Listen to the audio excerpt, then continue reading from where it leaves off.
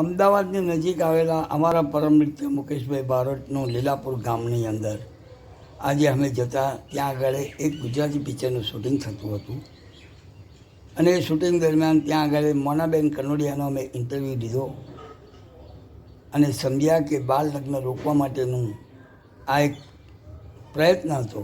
તો આવો આગળનો રિપોર્ટ જોઈએ મોનાબેન કનોડિયા સાથે. જ્યાં પણ અત્યારે આમ તો એનો રેટ ઓછો થઈ ગયો છે, બાળ વિવાહ આમ ઘણો સુધારો થયો છે, પણ જ્યાં ત્યાં પણ આવું ચાલી રહ્યું છે એને રોકવાનો પ્રયાસ અને અટકાવવા માટેનો એક સંદેશો અને ગર્લ્સ એજ્યુકેશન, દીકરીઓને ભણાવવી જોઈએ. એટલે આ છે ફેમિલી, આખું મહેશભાઈ નરેશભાઈનું ફેમિલી છે. એમના નરેશભાઈના સનના આખા ફેમિલી છે આગળ, અને એ લોકોએ હજુ આ જે પરાક્રમ જે વસ્તુ જે ચાલે છે ડિજિટલ પાર્ટી છે એ પકડી રાખે છે. સારું કહેવાય.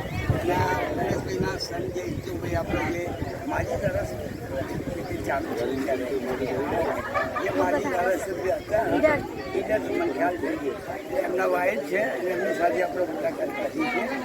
તો બીજું આપણે આમ જે પ્રપંચ જે આખી જે બાળ લગ્ન જે રોકાય એના માટે ખૂબ સિદ્ધ તમારો કાર્યક્રમ છે અને એમાં તમે સક્સેસ જાઓ એવી ચાલે. એમાં આ ભાઈ અમારા જે સરપંચનો રોલ છે જીતેન્દ્રભાઈ ઠક્કર, હા જીતેન્દ્રભાઈ ઠક્કર, આઈ નો.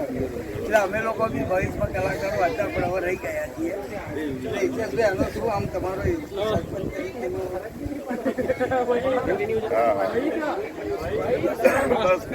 ગામની અંદર આવા જે દુષ્કર્મો ચાલે છે એમાં મારો મુખ્ય ફાળો છે. ગામની અંદર મારું રાજ ચલાવવું છે પણ એ ના ચાલવું જોઈએ. એ મોનાબેન એક સમાજ સુધારક તરીકે આખું એ કરી રહ્યા છે. સ્ક્રિપ્ટ અને એના લેખક અમારા જે અખિલભાઈ કોટા, લગભગ 11 ફિલ્મો આ 2 મહિના બનાવી છે. 14 બાર છે એટલે 25 ફિલ્મો પૂરી કરશે આ 6 મહિનામાં. એટલે મોનાબેન તમારો રોલ આની અંદર આપણે બાળ લગ્ન રોકવા માટેનો સમાજ સુધારક તરીકે તમારો રોલ છે. ટીચર છું, આમાં એક શિક્ષિકા છું અને સમાજ સુધારક છું. બાળ વિવાહ રોકવા છે, દીકરીઓને ભણાવવી જોઈએ એ સંદેશો લઈને આવી છું. બહુ ઘણો સરસ છે, ઘણો મળી તમને આનંદ થયા.